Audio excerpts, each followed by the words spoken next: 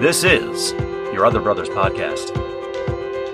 It's like running through an open door. It's like finding what you're looking for. We've been waiting. We won't wait no more. We got a beautiful story.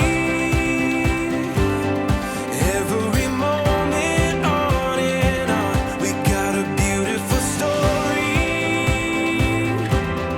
And we've only just begun. The best is yet to come.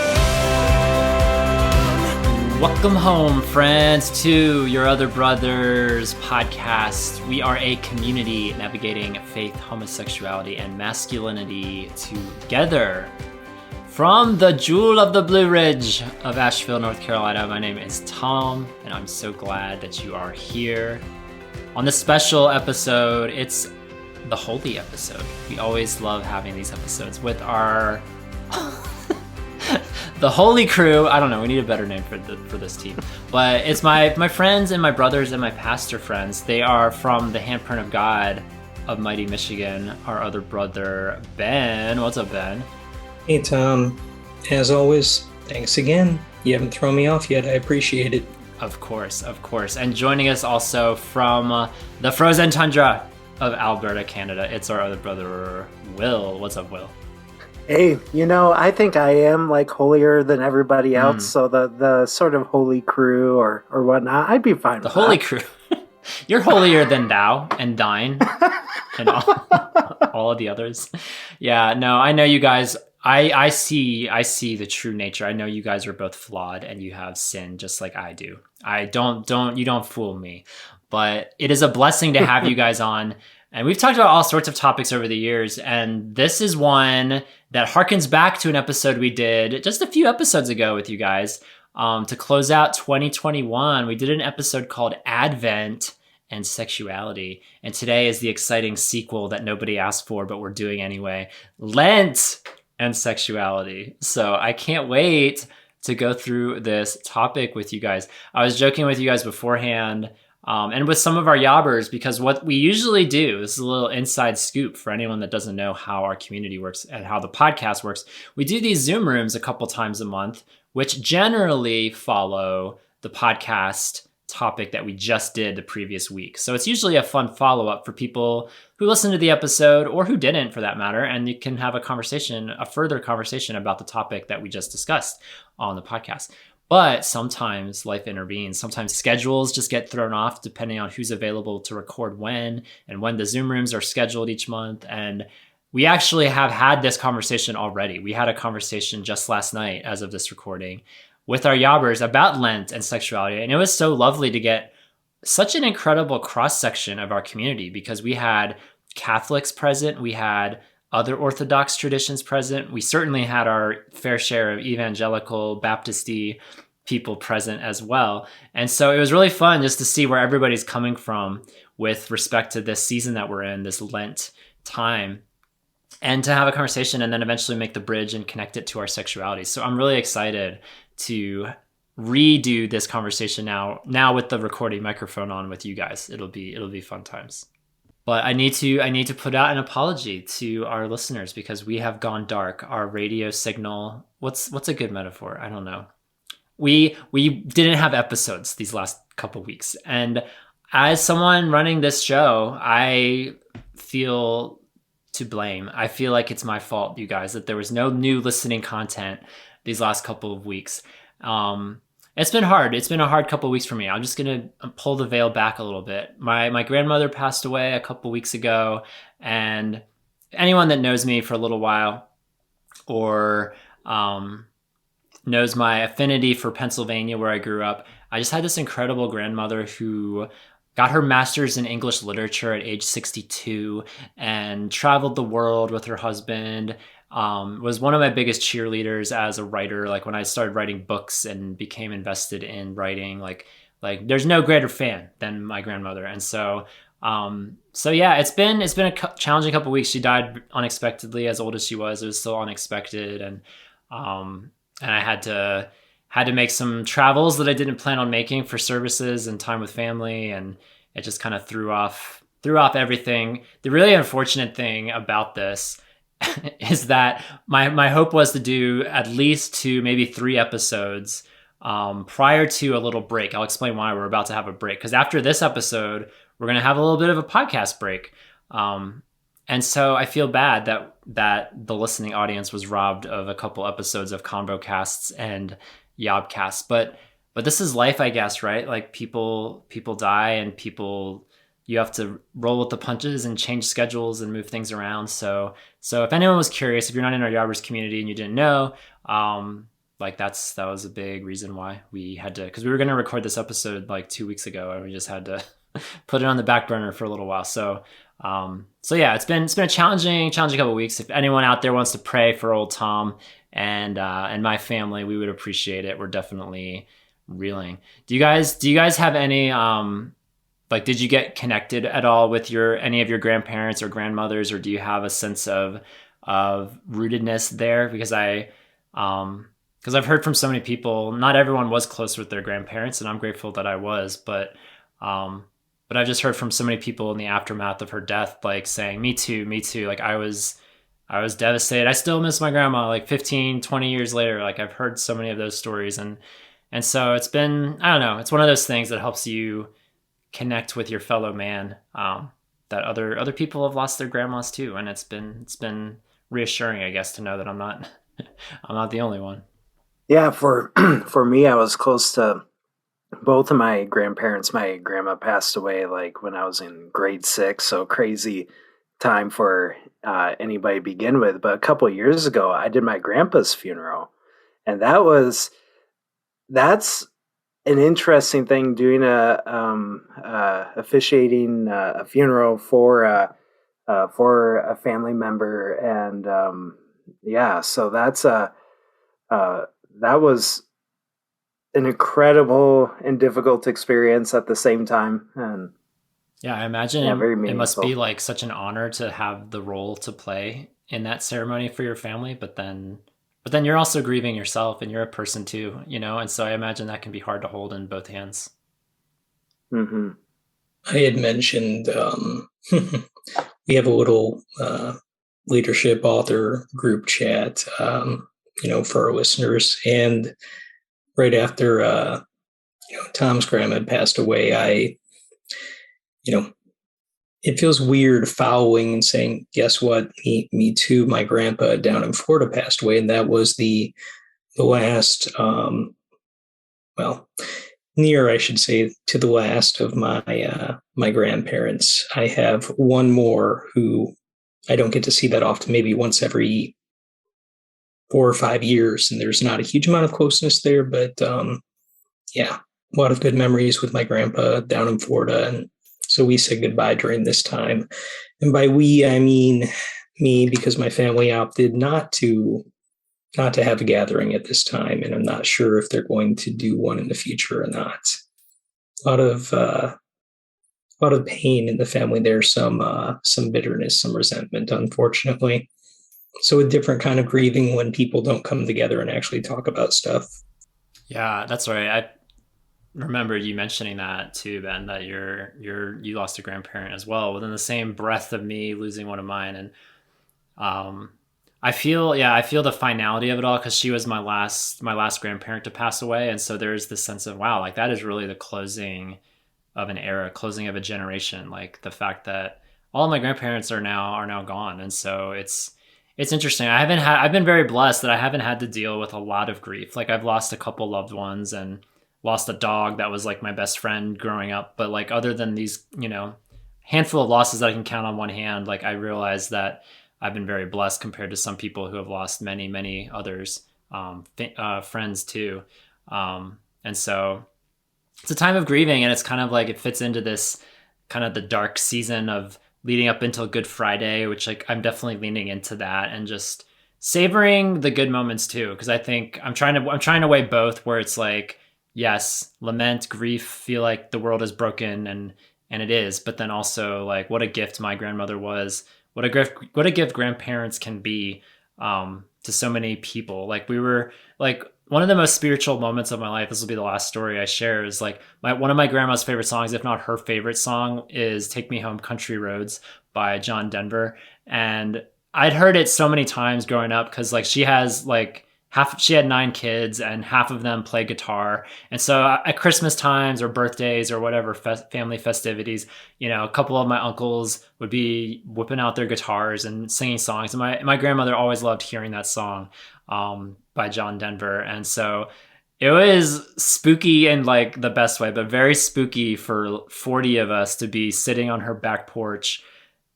as one of my uncles played the guitar to Take Me Home Country Roads, which has the lyric, something about Blue Ridge. There's a Blue Ridge lyric in that song about going to West Virginia.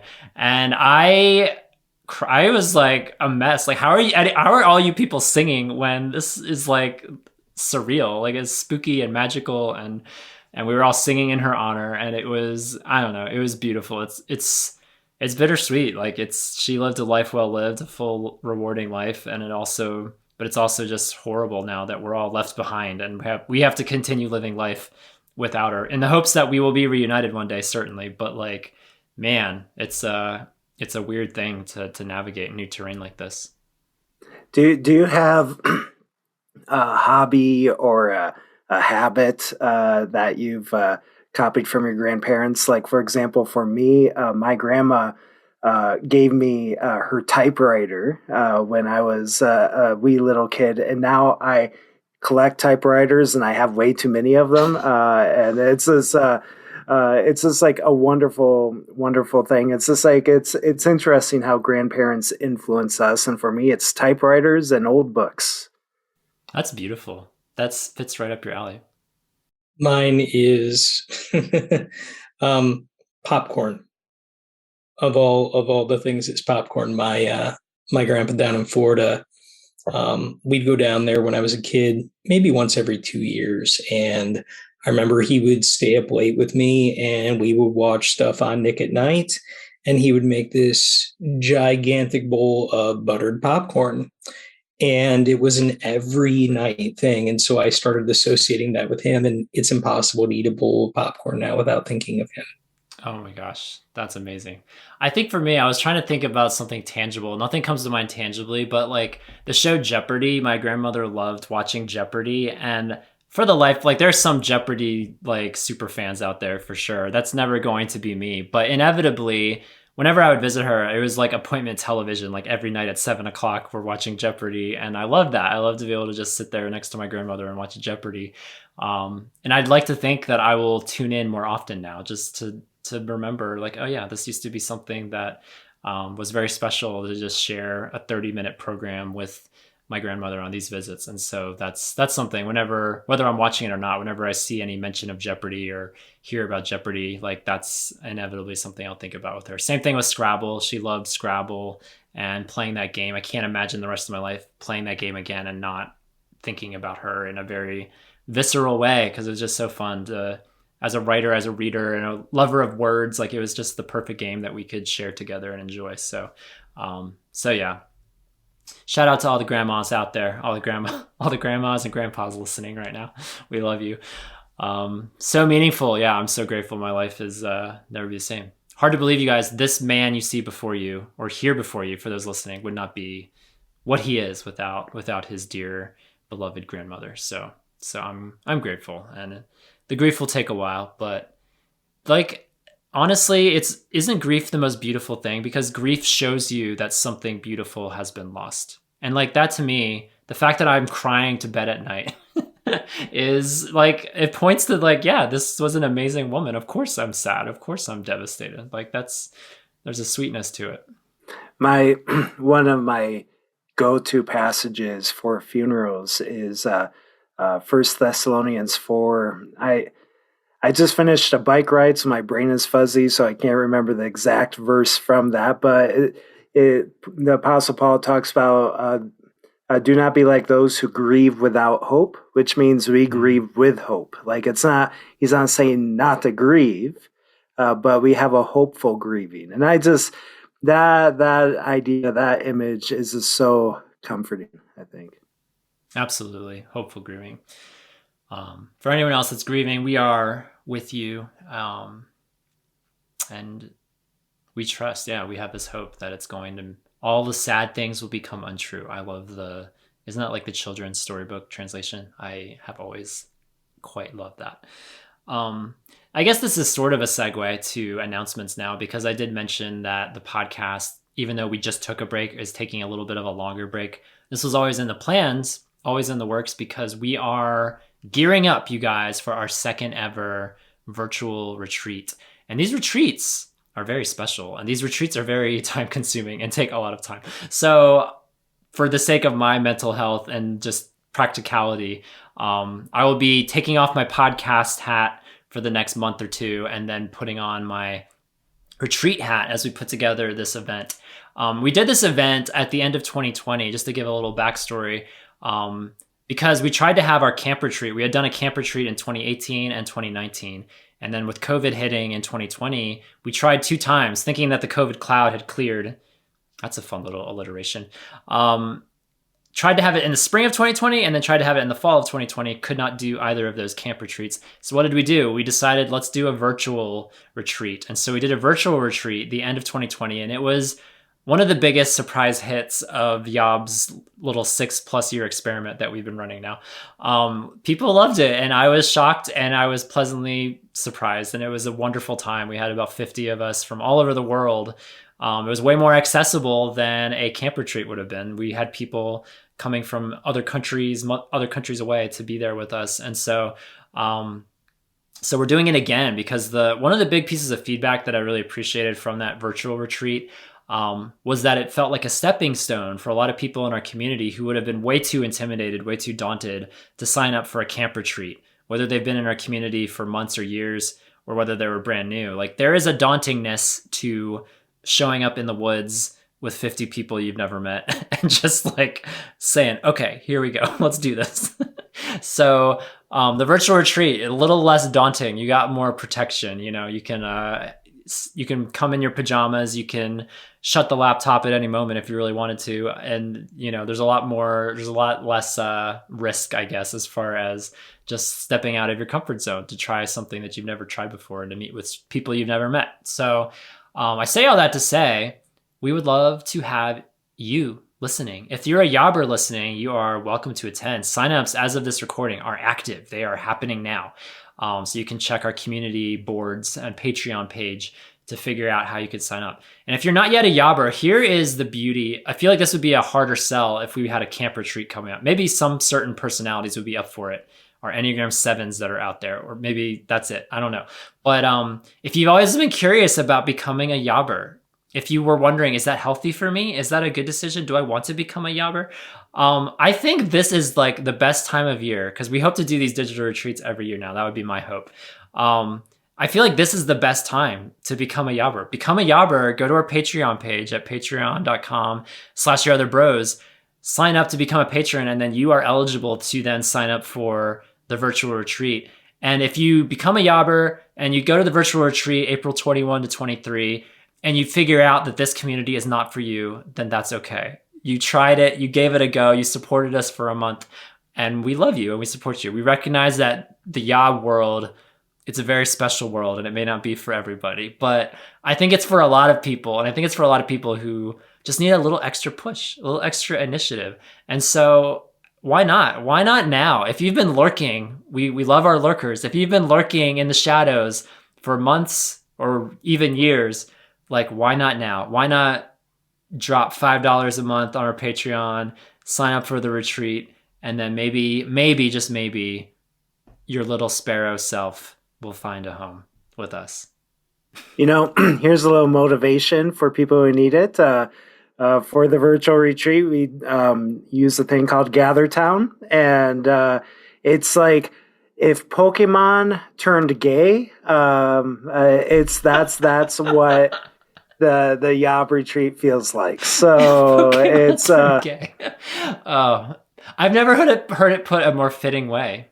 Well, that is poetic and beautiful all at once. Tom Zuniga, I choose you.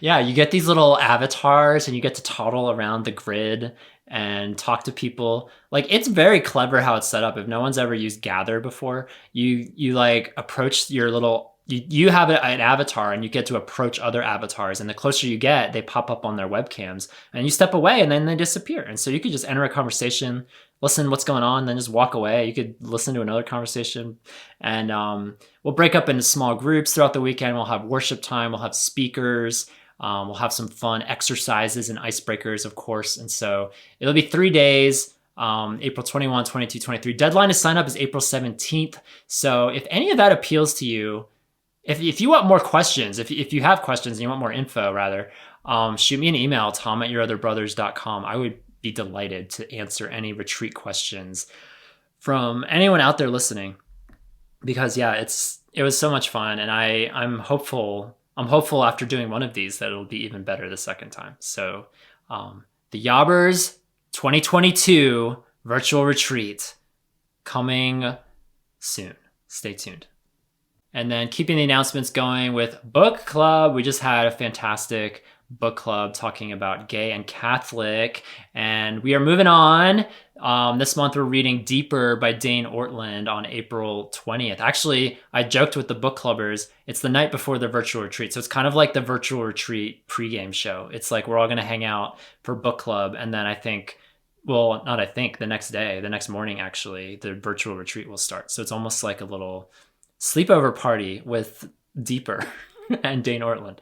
So we'll be reading that this month. And then Redeeming Sex by Deborah Hirsch, reading that for the month of May. So that is what is up next in our book club. And again, all that information is on our Patreon. We would love to have you. These are such stimulating conversations. And you guys, this is breaking news, because I just found out today that my church is doing a book club, also meeting on the second Wednesday of the month, or third Wednesday of the month, third Wednesday, I think, for the summer only. So for, I think, May, June, and July, I will be doing double duty book clubs. It's going to be a little crazy, a little hectic, but I'm going to try to make it happen.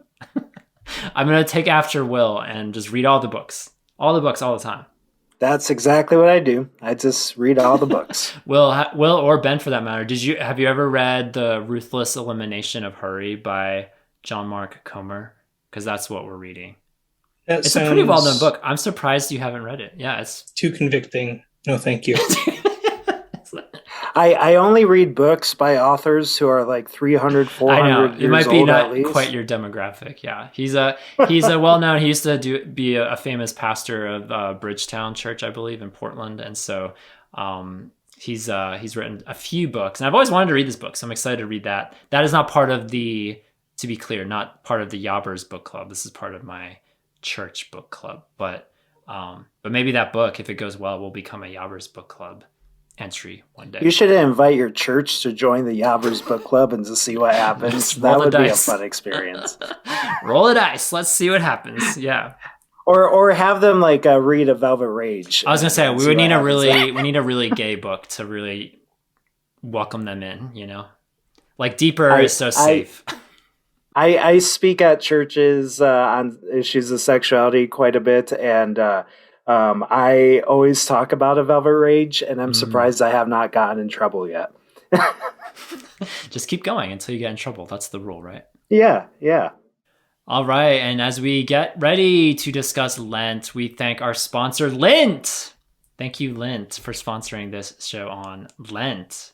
You guys, isn't it one of life's greatest pleasures when you do the laundry, you put on a new shirt, and then you take off your shirt later that day and you discover in your belly button a little fluff of lint? Isn't that so magical? Out of all the sponsors, I probably feel the most uncomfortable with this sponsor, at least associating it with Lent.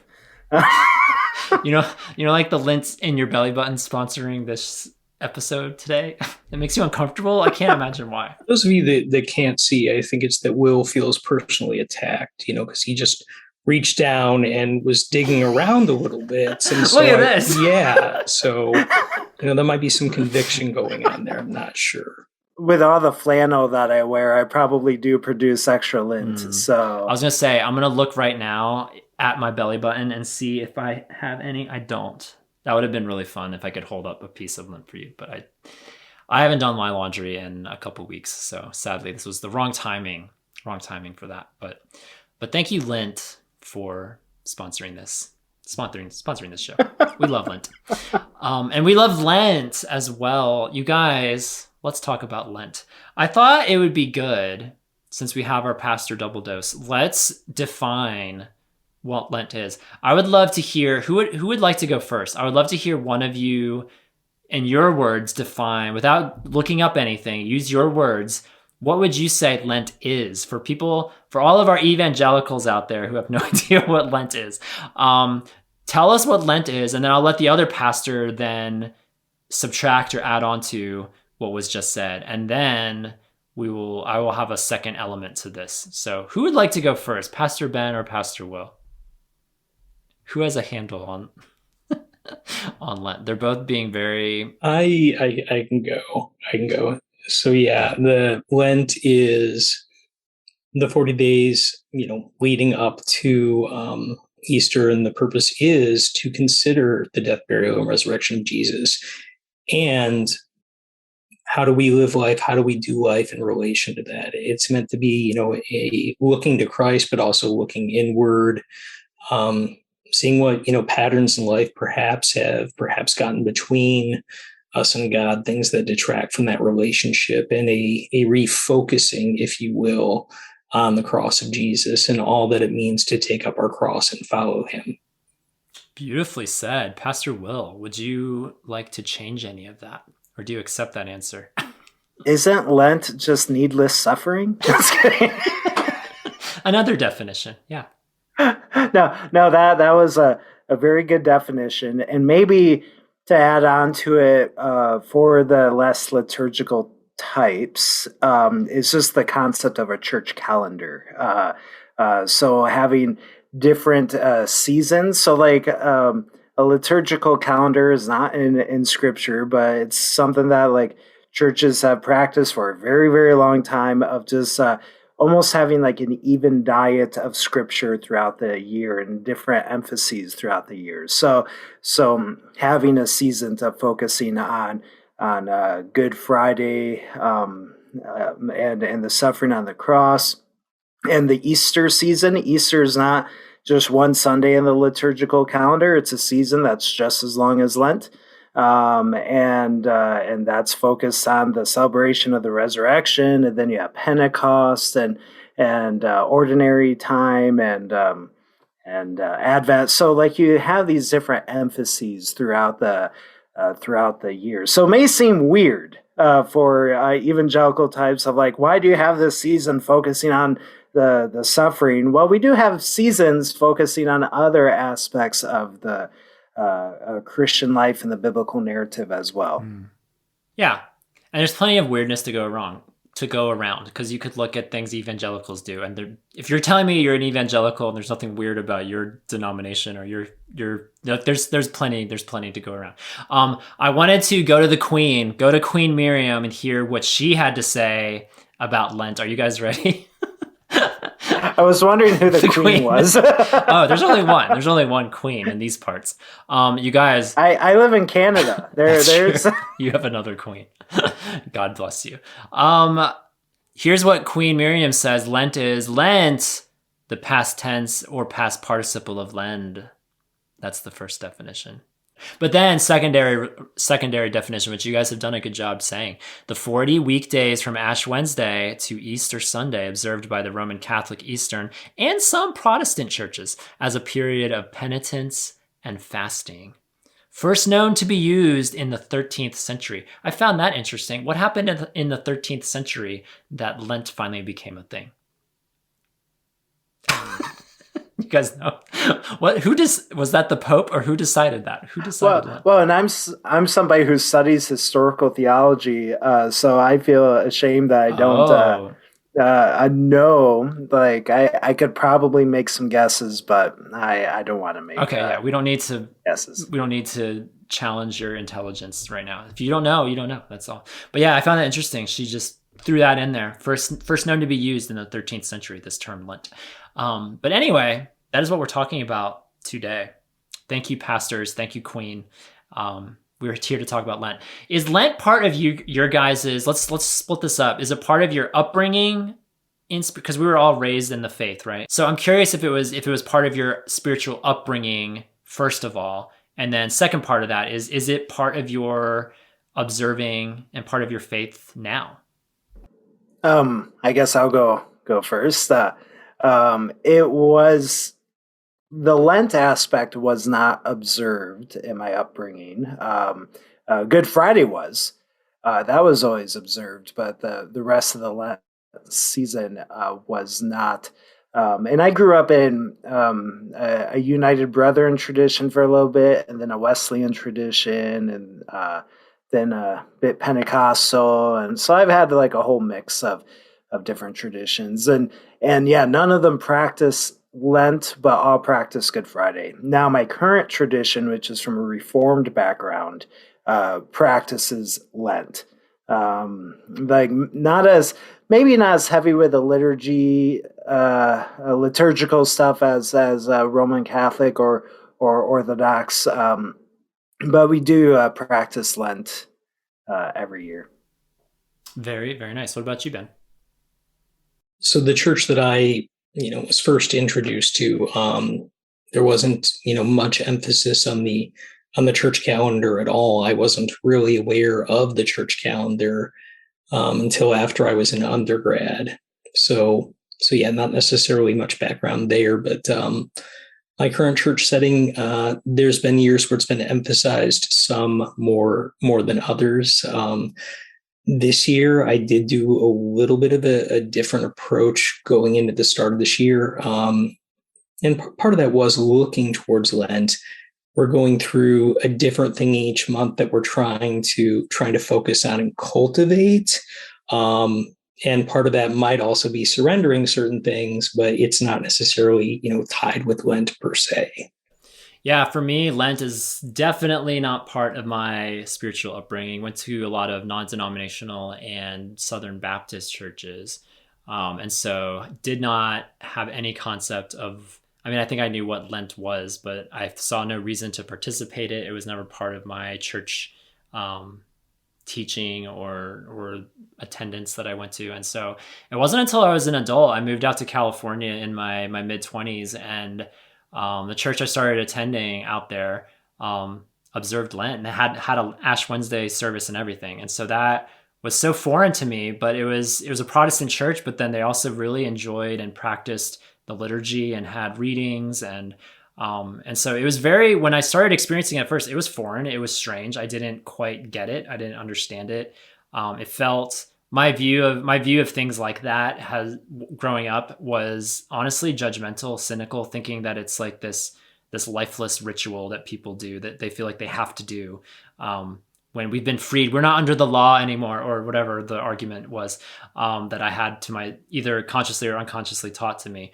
And little did I know, like as I started to participate, and like our church back then and my church presently actually puts out a 40-day of prayer booklet. And so like every day we have a scripture to read and things to pray for, which is really cool in these days leading up to Easter. Like participating in that, and then also subsequently participating in a fast for these 40 days was something that was just very life-giving for me to try something new and realize like, oh, like this is actually giving me a sense of structure in my faith that doesn't just feel just like waking up to whatever I want to do today, whatever. Like, no, this is grounding me to read scripture, grounding me to give up something, and in the giving up to constantly be reminded of who I've staked my life on, who I've staked this story on, and to just be consciously reminded that. And sometimes in the most silly of ways, depending on whatever I was giving up, or sometimes more significantly, depending on what I was giving up. But to be reminded nonetheless of why I'm even here, why am I even choosing to live the way that I live. So Lent for me, it's not something I've practiced. I'll be honest, it's not something I've practiced every year since then. But I'd say if I'm gonna put an average on it, I would say every other year. It's something that I just felt like it was something I wanted to participate in, going back 10 or 12 years now.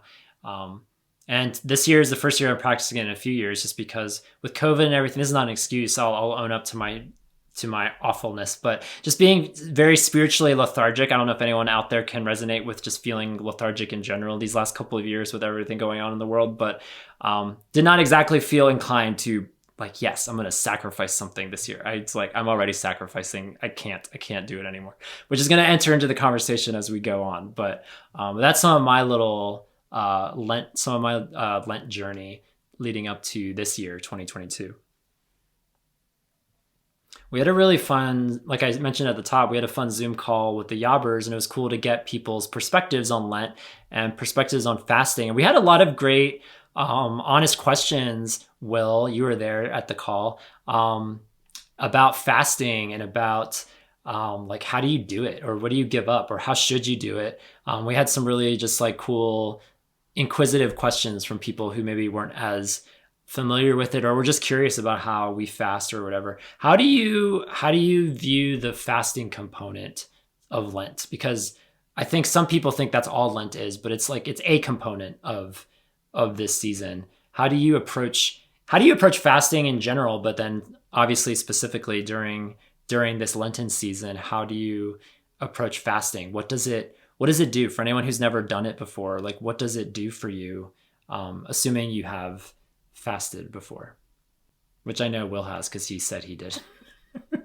So does that mean I should speak first here? Speak first. I don't want to speak for Ben. I don't know if Ben has fasted, and there's no judgment if he has or hasn't. But I'm curious, since Will has, what has been the reason for it, or what has been the takeaway from your fasts? So with Lent specifically, I have actually never fasted for the purpose of Lent.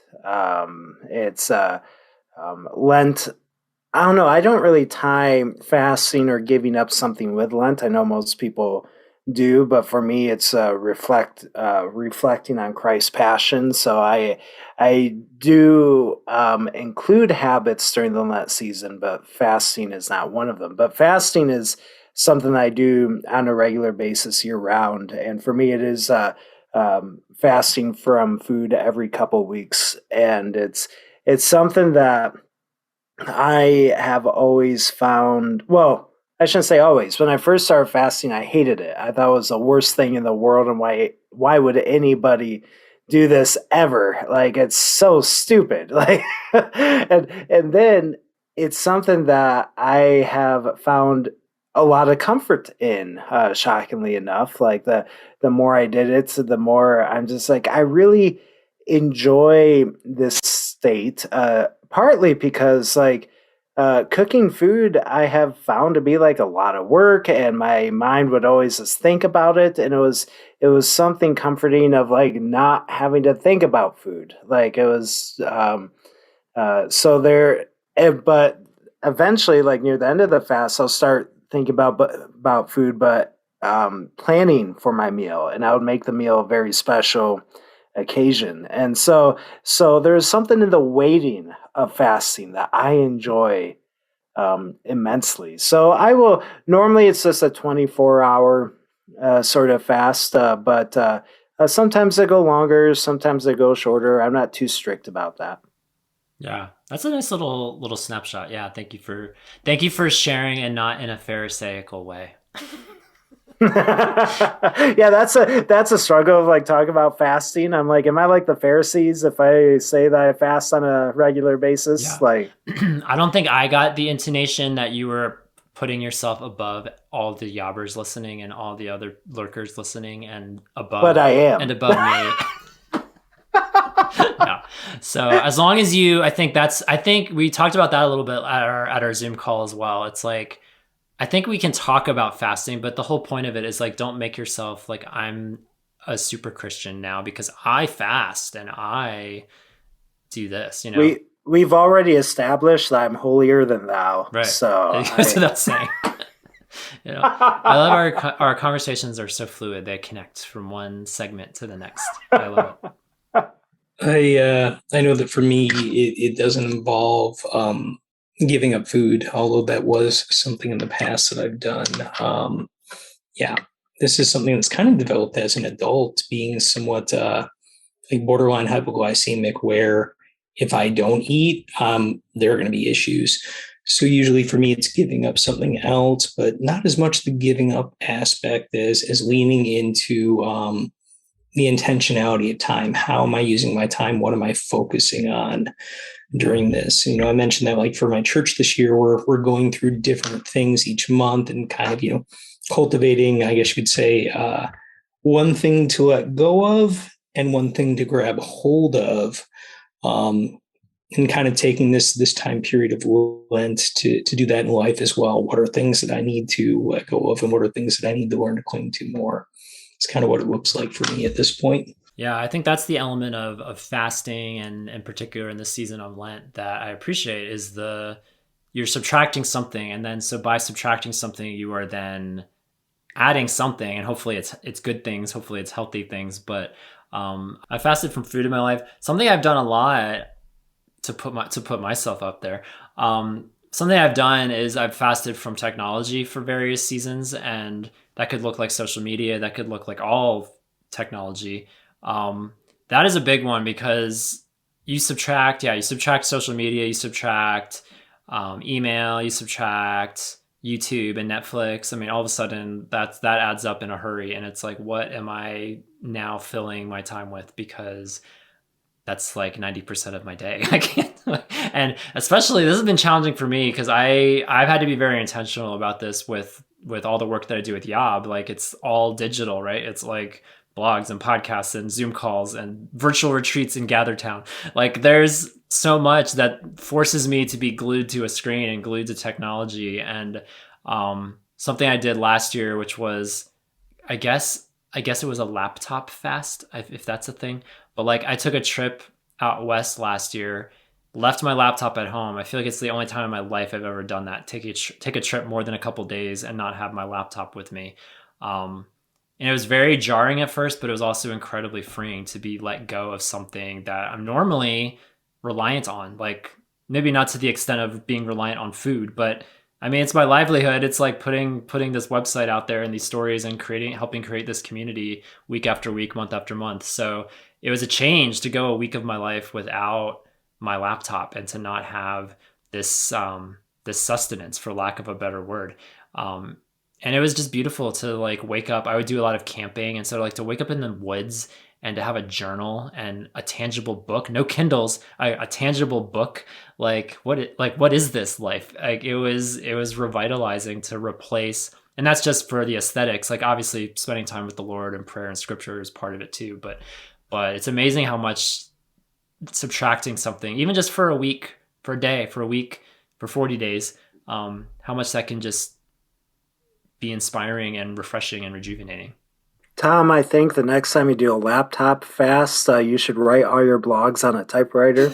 That would just be wonderful. Pack my typewriter and my carry-on, and off I go. They make cases for typewriters, so you don't have to pack it in a carry-on. Do they make cases with like backpack straps so I could like backpack in the woods and then pull out my typewriter? That would be cool. Sadly, no. They're normally like a briefcase sort of thing. But I did see a while back that there's a company made a smart typewriter, so you could go that route. Of course they did. Everything's smart now. I'm sure it's made by a bunch of hipsters. I'm sure. Portland. That's a Portland thing. So the idea of, giving up something for potentially 40 days, but I think maybe this is something that, people don't necessarily think about when it comes to Lent, is it's the 40 days leading up to Easter, but not Sundays. Because the idea there is Sundays are meant to be a day where we're pausing, we're celebrating the resurrection. So to think about the idea of giving up something for 6 days and then to be able to pick it back up again. And there's this direct contrast of, I just went through this where I didn't have this thing.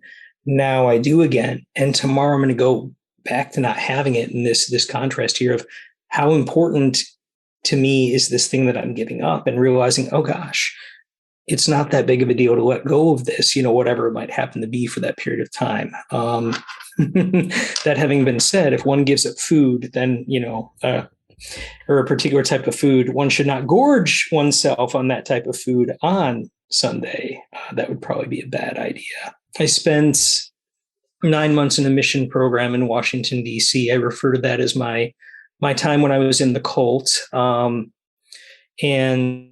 we had to pay to be there. And we did ministry in inner city, DC and Baltimore. And our program director got this really wonderful idea that since we were paying to be there and we weren't working, but, Christians are still called to tithe, that we would tithe the first 3 days of every month in fasting. And so we would take the first 3 days of every month and everybody in our community would fast. And at the end of that time, we'd stay up until, midnight, and then everybody would gorge themselves and get sick, which was stupid. But yeah, there's a right way to do it and there's a wrong way to do it. You can do it with the right heart attitude and you can do it to be legalistic as well. Wait, Ben, you've joined a missionary cult at one time too? Absolutely. Is this a rite of passage for all pastors, or what? What's the deal? Yeah, that's what I'm beginning to wonder. Like I spent 9 months doing that one time. Did you go through the book Freedoms in Christ, where you go through the inventory of your family sins and your own personal sins? Oh. Dude, were we in the same sort of program? At the end of it, or at one point during it, did they dig a 6-foot deep pit and you symbolically threw things into the pit, and then at the end they lit it on fire? No, they didn't do that, but the program I was in told me my theology was way too off base and I wasn't allowed back. So I was kicked out. Ooh, no, we got rebel. to use fire, so I think my cult is better than your cult. So yeah, that makes sense. Oh my gosh. Always an adventure with you two, your journeys. I'm so glad your journeys intersected here with us in the Yob universe. Yeah, I love, you were sort of touching on it, Will, about like the anticipation of like if you're doing a food fast, of like creating a meal on the other side of that, and like having something to celebrate, something to look forward to. That was a word someone brought up during our Zoom call, the anticipation, and that's something that I appreciate about Lent, which is what I also appreciate about Advent, which is the fact that we are noticing the calendar, we are noticing the days, we are noticing what this is leading up to, which again, this isn't a knock on evangelical or otherwise traditions that don't observe Lent, but I have found it personally meaningful to be able to, instead of just wake up and like, oh, it's Easter today, like to have a build up and to have this preparation and to have like to reorient my heart. Like, of course we should be living in an Easter world all year long, but life has seasons and we grow and change and things are better and things are worse and like this is just I've just found it a grounding season, and to really soak in the anticipation and to soak in to make more real like what it is we are fixated on as believers and what we are working toward. And I have an affinity for Good Friday. I've done I was born on Good Friday, and I just feel a kindred spirit with the darkness, the horrificness of that day. It just matches up with my soul perfectly. So I have to learn to hold it in balance of like, yes, it's good to be heavy and weighty and appreciate the sacrifice that Jesus made on our behalf, but then to wake up on Easter and not be annoyed that everyone's celebrating. And like, that is part of my story too. It's like the misery and the death, but it's also life. It's mostly life. And so being able to hold those two things and to just be more mindful of it through this season, I have found just a beautiful process. This is what I appreciate from like churches that do follow the liturgical calendar more, where like Easter is not just one Sunday, but it is a season of 6 Sundays. Like, you are blowing people's minds right now. There are some people who have no idea, like, wait, Easter is more than one day, or like there's 12 days of Christmas, or there's more than one Christmas day. Like that's revolutionary for many people in America or around the world, I guess. Yeah. But I'm glad you mentioned that. Well, and I think it's important too. Like when I fast, I spend so much time like planning that meal. And it's like, I want it to be as good tasting as possible. Like Like, here's the suffering, and then I want the wonderful enjoyment. And I normally have a good 15-year single malt scotch reserved for that meal as well. And then it's celebratory. So like with Lent, we're spending a lot of time focusing on the reflecting on the difficulty of life and the impacts of sin. And we need to spend at least just as much time reflecting on the resurrection and the hope that we have and the joy that we have. So it's like when we do this one Sunday for Easter sort of thing, I'm like, come on, people. Like we need to like enjoy the resurrection that Christ has not only provided for us, but has promised to us at the return of Christ. So that, to me, that's essential. Nope. After Easter Sunday, we're going back to our culturally themed like Marvel church series where we're talking about superheroes of the faith or something. At first, I thought you were going to say you're going to go back to the melancholy. I'm like, only an Enneagram 4 would say that. No, I'm just like the church series. After Easter, we go back to the new church series. But yeah, I see what you're saying though. What would it be like to say? I've never had that part of my like faith tradition of having 6 weeks of Easter. Like that sounds magical, actually. Shout out to those who experienced that. I was wondering, can I go back to suffering for just a minute? Yes, go back to suffering. Please. Okay. So I think one of the things that, going through Lent, whatever a person happens to, choose to do is, maybe cultivating a discipline, doing a time of reflection, giving something up, there will inevitably be at some point, during that 40-day period where that is harder than others, or where a person, breaks their Lenten fast and not on Sunday. And, to Will's point of not just, looking at the pain and the hardship, the suffering aspect, but looking to the cross and Christ, afterward in the Sundays following. I think that even in the middle of Lent with that striving and that struggle, that's supposed to show us, our insufficiency. It's supposed to show us our own humanity, our own sinfulness, and our need of Christ, rather than, going, oh man, I screwed up, and, feeling further away from God, if anything, our struggling during that time. It's meant, to make us run to the cross. It's meant to remind us of why we need a Savior. Beautifully said. Thank you. As we like wind down the conversation, I wanted to tie it to our sexuality in some way, because we have to bring everything back to gayness. Like, why not? Because where else are you going to get a podcast about the Lenten season and being attracted to men? Like, where else can you find that on the internet? So should we call this episode Queering Lent? Like, ooh, Queering Lent. I like that. Let's workshop some other titles too. Yeah, while we're at it. I was trying to come up with a good discussion question. Here's what I came up with, you guys. Let me know what you think.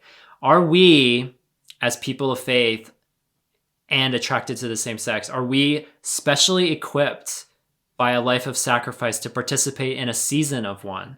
Or are we additionally burdened by the mere concept of sacrifice? What say each of you? Ponder that for a moment. I feel like so many people in our community have said some sort of variation on how, while there's times they view their sexuality as a struggle, that they're also at times incredibly thankful for their sexuality, because that struggling, that wrestling has been, one of the main catalysts to drive them to run after God. And so, the idea there, are we uniquely equipped for suffering? I would say if we allow, God to redeem our stories, if we allow him to redeem the wrestling and the struggling, we've already learned to lean into him in this. So yeah, maybe we are better equipped than some people to lean into him in other areas. But I'd also add that that's anybody who's taken the struggles in life and has allowed them to come back to the cross of Jesus and allowing that to transfer to other areas. Yeah, I think that's a really good point, because like one of the things we need to remember, just because we're attracted to the same sex That does not mean our lives are automatically harder or that we understand difficulty better than our fellow straight people. But I think with our current cultural situation and the way churches treat LGBTQ people and whatnot, that does put us into a spot where we do tend to suffer more or understand suffering a little bit more, or we have those moments where we have to rely on Christ more, especially within a church setting. So it's uh, yeah. So I struggle to say that being gay automatically means more suffering, but we are put in situations quite a bit because of our sexuality, and for us celibate people because of being single. Like it is an interesting spot sometimes.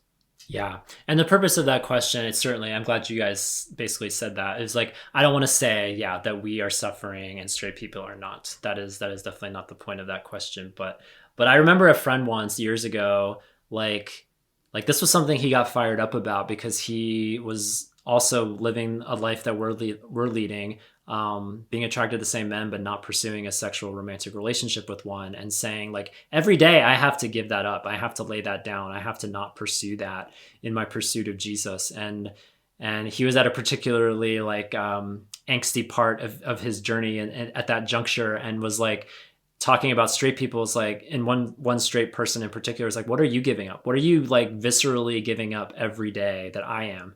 And it's gonna be different for every people. Like there's some people who just have life lined up better than others. That's not to say that there's somebody out there not struggling with anything, but some people have more cards dealt to them than others. And I imagine a lot of people listening, a lot of gay or SSA people especially, feel like the cards are stacked more against them than the people around them. And just like the constant reminder of why we're doing what we're doing. Like it's just an interesting concept to think about with the Lenten season, how that could be something that really resonates with you, or it could be something that completely turns you off. Like I could see people be like, kind of like I was joking earlier, like COVID was such a burden on me and everybody, and I had an autoimmune disease. I was like, no, I'm not giving up something. I've already given up so much this year. And that was me being angsty, Tom, which I'm pretty much always that way. But it was very angsty that year, the last 2 years. And hopefully I'm climbing out of that angsty cloud. But I could see how that could be a perspective that a lot of gay or SSA folks would take with respect to Lent and sacrifice. And in some of my worst moments, like I've gotten comments from LGBTQ people who are like not LGBTQ people, straight people who are like, LGBTQ people have no self-control. Like they just are promiscuous and all that. So in my worst moments, I often will say to straight people of like, where's your self-control? Like, come on, like you just have no self-control, so you had to get married and you have a whole bunch of kids. It's just like, where was that self-control? Like, why can't you be a little bit holier? And it's yeah, that's not the right attitude to have. Or even like, and that was more of a joke, but even in my more serious worse moments, I get upset when people who have the life that I've always wanted do not treat it well. Mm-hmm. So like people who are married and they just do not treat their spouse well, and I will admit I get upset at that. I get upset what other people have and I don't have, and whatnot. And that's not a right state to be in too. And I think Lent is a reminder, I think, of that like we don't have what we want. We are in a fallen world, and it's and it is fine to suffer, and it's actually suffering leads to goodness. So it's like it's always good to remember the gifts that God has given us, not dwell on what other people have. I've talked about the idea of a dialectic before, at least in some of the posts that I've written. But the Christian life is a life of dialectic. And, that's two ideas that might seem contradictory, yet both are true. Jesus says, "Come unto me, all you who are weary and heavy laden, and I will give you rest." So in Christ, there is rest. And then we also look at the life of the Apostle Paul, who has that continual thorn in his flesh that he begs, "God, take this away from me. My grace is sufficient for you." And, like if we were to just pluck a couple of verses out of context, all right, where is Paul's rest? I think, going into Lent, there's that element there, that awareness of there is both rejoicing, and then again, that's where that comes back on Sundays. You're not doing the fasting. There's rejoicing and there's suffering, there's sacrifice, and there's feasting as well. So this idea of struggle and tying it back into our sexuality, I think that we can err too far one way or the other as well. It's possible to just focus on the hardship, just focus on the pain of having to give up certain things, but also not focus enough on the gifts that we get as a result, the intentional community that we have as a result of shared struggle. Were it not for my attraction to other men, I wouldn't have a lot of the close friendships that I have.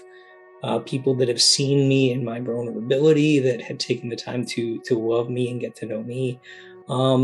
I am not alone because I have struggled, and there my struggles have turned into a different kind of joy. What are you giving up?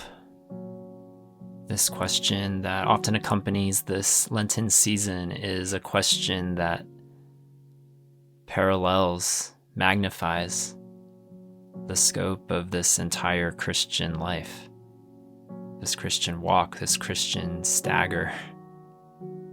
What are you giving up? For many of us, we give up sex. We give up a romantic relationship. We give up a sense of normalcy with the people around us, the culture, the society at large. To follow Jesus authentically and bravely, we may give up a lot. For those who are married, maybe the grass looks greener on the other side. To be single, to be unattached, unencumbered by a spouse, by kids, by these next 2, 3, 5, 6 decades, feeling locked into the same thing or wondering if there's anything new, anything fresh, anything fulfilling to come. And yet with the giving up, with the surrender of some sort of self, the yielding to something else, there's the hope that we yield to something better, not just marginally so, but the ultimate. And I don't know how God speaks to you. If I've learned anything in my 3+ decades, it's that God speaks in countless ways as innumerable as the people who have walked this planet. For me, he speaks in that metaphorical, still small voice, compunctions that grow louder and louder. The more I ponder them, the more I consider them, the more I talk about them with fellow believers, the more I journal about them, the more I close my eyes and dream. And ever since I was a college student, this discipline of fasting, this discipline of sacrifice has seemed to aid in this endeavor to hear from God. The compunctions grow clearer, the action steps made more actionable.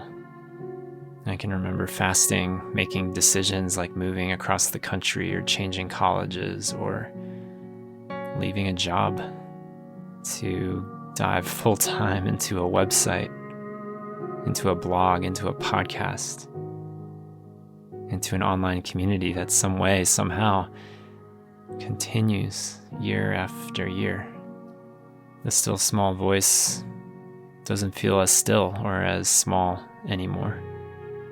And it certainly doesn't mean that all of my life's questions have disappeared, that everything is completely laid out before me. But it does mean that if I continue to lay down, if I continue to trust that the God who has provided, who has supplied my needs, who has directed me from one way station to the next, will continue to do so. Will continue to prove faithful even in life's winter seasons, even in the waiting. These 40 days of Lent parallel the 40 days that Jesus spent in the wilderness. Many of us are familiar with the story, being tempted by the devil, going without food. It's hard to believe that just a page previous, he's being lowered into the water by his cousin, being raised, the heavens opening, a voice coming down saying, "You are my beloved Son. With you I am well pleased." These are the words undoubtedly ringing around his head, settling in his soul as he sets out into the desert, into the wild, for a 40-day journey that takes him to the brink of his humanity. Allows us to see that the God we follow, this Jesus, also hungered, also wandered, undoubtedly longed to hear that audible voice from heaven again and again. Luke 4:1 through 13 reads as follows from the ESV. "And Jesus, full of the Holy Spirit, returned from the Jordan and was led by the Spirit in the wilderness for 40 days, being tempted by the devil. And he ate nothing during those days. And when they were ended, he was hungry. The devil said to him, 'If you are the Son of God, command this stone to become bread.' And Jesus answered him, 'It is written, man shall not live by bread alone.' And the devil took him up and showed him all the kingdoms of the world in a moment of time, and said to him, 'To you I will give all this authority and their glory, for it has been delivered to me, and I will give it to whom I will. If you then will worship me, it will all be yours.' And Jesus answered him, 'It is written, you shall worship the Lord your God, and him only shall you serve.' And he took him to Jerusalem and set him on the pinnacle of the temple and said to him, 'If you are the Son of God, throw yourself down from here. For it is written, he will command his angels concerning you to guard you, and on their hands they will bear you up, lest you strike your foot against a stone.' And Jesus answered him, 'It is said, you shall not put the Lord your God to the test.' And when the devil had ended every temptation, he departed from him until an opportune time." And so, fellow sparrows, those refreshed, revitalized in the dripping waters of baptism, and those long wandering the dry, dusty, hungry deserts, those in abundance and those without, to all who lay something down, to all who wince at the cost, may you be assured of your sacrifice today. It goes not unseen. Jesus, our Lord, our brother, who identifies his heart as gentle and lowly, meets you there, meets you here gently, in your lowest of lows, your most lacking of lacks, your yearning of all yearnings. We follow this Jesus who walked this earth and also went without, lived without spouse, lived without kids, lived beyond cultural expectations. He lived without a home, apart from perfect heavenly union with his Father. He also wandered, also gave things up, gave up everything, and he is with you in your daily sacrifice. May we cling evermore to his side, to his call. In this Lenten season especially, may we be reminded with each sunrise and each sunset that this Jesus of the desert is with us. Faithful to his Father's call, he died for us, and he rose for us. Gave us a hope that we too will rise with him. So let us wait actively.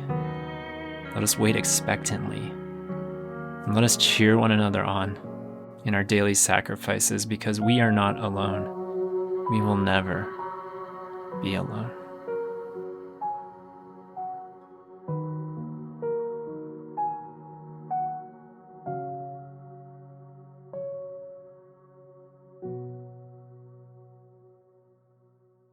Wait, me giving up sex is not about me, but about Jesus? I thought you were giving up celibacy for Lent. Oh yeah, that's That was right. the That's joke. The joke was you were going to give up celibacy for Lent, but and I'm failing miserably. still vastly celibate. This has been a great conversation, you guys. It went too fast. I quite enjoyed it, but the conversation isn't over. And in fact, I've been really pleased lately. We've had some good comments on our blog about some podcasts we've done recently. So if you guys want to chime in, if you want to comment your Lent, your hot takes on Lent, go over to our podcast episode page, yourotherbrothers.com/podcast. Find the episode 94 post on Lent and Sexuality. Tell us a bit about your Lent journey. If you've observed it, if you've never observed it, what you've taken away from observing it, how you connect it with your sexuality and this concept of sacrifice. I joked with Will last night on our Zoom call that I would love to do a fasting podcast one day. Like, I know we touched on that a lot in this episode, but I've always wanted to do a fasting podcast and really focus on spiritual disciplines in general. So that's just one we could pick. But maybe we'll revisit this topic in the future and talk specifically about fasting. If I can rope in, I don't know, I'm not going to sign up Pastor Ben if he doesn't want to, but if I can rope in 2 people to talk about fasting, I would love to have that conversation specifically someday. Oh, you should rope in Ben. This is pastors and spiritual disciplines. I don't want to like put the spiritual disciplines topics on all of you guys, but if you're up for it, maybe we'll do that someday. You know, people do that in daily life to pastors. They just think we know everything there is about prayer and reading the Bible and Right. Anyway, give us a comment and also shout out. We're on YouTube. I like to call it YOBtube. We're on the YOBtube. Our podcasts go over there too, and sometimes people comment some funny, interesting things over there too. So if you're not subscribed to Your Other Brothers on YouTube, you can do that as well. Every once in a while, we get a rogue comment over there, and that's always fun to check as well. So lots of ways to interact and engage with the content. And of course, we didn't have a voicemail to play this episode, but you're always welcome, dear listener, to call the Yob line at 706-389-8009 if you have a Lenten story. Even though by the time you share it with us and we come back, it'll probably be June or July at that point. So maybe not as relevant anymore, but we could still open the time capsule and go back to Lent and Easter. That's fun. it'll be in time for Lent next year. Right. Maybe we'll just save that voicemail for a year from now, and we'll read it then. Yeah, I hate that I feel guilty, you guys, that we just took a little break and now we're taking a longer break with the podcast, but it's all in due time. This is the season we're in. We are now switching gears to retreat season. And again, huge encouragement to you. If you are curious about our community, if you'd love to just dip your toes in, maybe dip your toes out after it's over, that'd be totally fine. But we would love to have you. So get in touch with me via email or just go straight to our Patreon and sign up. We would love to have you. It'd be good to gather again and to it'll be the weekend after Easter. And so I'm just looking forward to uniting in that season after Easter and just being together, albeit digitally, but in such a fun little unique way. Oh, and thank you, Lent. Thank you, Lent, for covering this episode, dotting it all over. Love Lent. You know something? I'm going to throw my mom under the bus. Something I love about my dear mother is like whenever I go home to visit, because I'll bring my laundry with me whenever I go to visit, and I pull out the dryer, like it has one of those big things you pull out of the dryer with the lint. It's like a sweater. I swear, a sweater comes out of that thing every time. It's like 3 inches thick. It's like a big old sheet of lint. I was like, you never empty this out. This dryer is going to explode one day, and it's not gonna be my fault, but that's fun when you can take lint and form it into other clothing items because it's so mammoth Isn't that great? I am just so disappointed in you. Like, What? You're supposed to be supportive of this sponsor. You're not Matthew. You're taking the role of Matthew, who always hates the sponsorships of this show. I normally love all of the sponsors. Who would you, in a perfect struggle world, with- who would you have roped in to sponsor an episode on Lent? Maybe I should have consulted you. All you can eat buffets. All you can eat buffets are sponsoring Lent. That's a good one. I was thinking Tim Hortons, because in Canada, the Tim Hortons restaurant always has to roll up the rim during Lent, but they probably would never sponsor something like this. Doesn't Chick-fil-A like sells fish sandwiches during Lent, don't they? I've seen that. Aren't they a bit anti-gay? Like, should we be? Chick-fil-A is not a sponsor of this show. I'm just stating the fact that they do that. Like, you can go to Chick-fil-A. I'm pretty sure you can go to Chick-fil-A during Lent and get a fish sandwich, which sounds very strange. Like, why? Why is that a thing? But for people not eating meat, although fish is still meat, I've never understood that, but that's another conversation for another time. We're out of time. Sorry, Pastor Ben, I know you wanted to chime in right there, but we have no time. This has been a great episode, you guys. For all of our listeners, we'll be back soon. Stay tuned. Don't give up on us. We'll probably be back the end of May, so stay tuned. We'll be back after our retreat. After I disappear off the grid. I didn't even talk about that. My goodness. After this retreat, I'm disappearing just like I did last year, you guys. Going to disappear, go camping in the woods, brew my own coffee. It's going to be fantastic. I can't wait. But I'll be back on the other side, rejuvenated, recharged, ready to produce new episodes. And this is something I wanted to say to close. Our 100th episode. It's coming. It's coming. We're 6 YOBcasts away from episode 100. And we need ideas. We need ideas of how to celebrate that, of ways to look back on 100 episodes of this show. So anyone out there has ideas brewing, you know, you've got the Yob line, you've got emails, you've got the comment section. There are ways to get your ideas out there. We welcome any or all. So let us know. What should we do? What should we do for episode 100? Or should we play the route where it's just another episode and do nothing special? I think we should just drink whiskey.